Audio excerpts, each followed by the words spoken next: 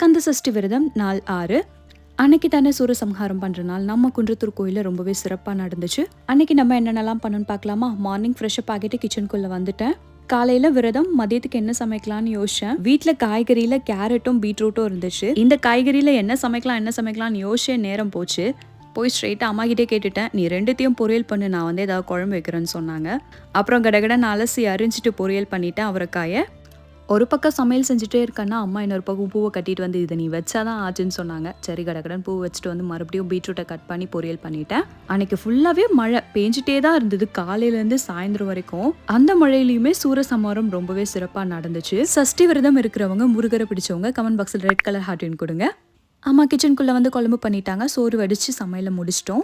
அப்புறம் கந்த சஷ்டி கவசம் கேட்டுட்டு சாமி கும்பிட்டுட்டு நான், ஜெய், அம்மா 3 பேரை உட்காந்து சாப்பிட்டோம். குன்றத்தூரில் கொட்டுற மழையில் சூரசம்ஹாரம் முடிச்சுட்டு முருகன் எவ்வளோ அழகாக காட்சி கொடுக்குறாரு பாருங்க.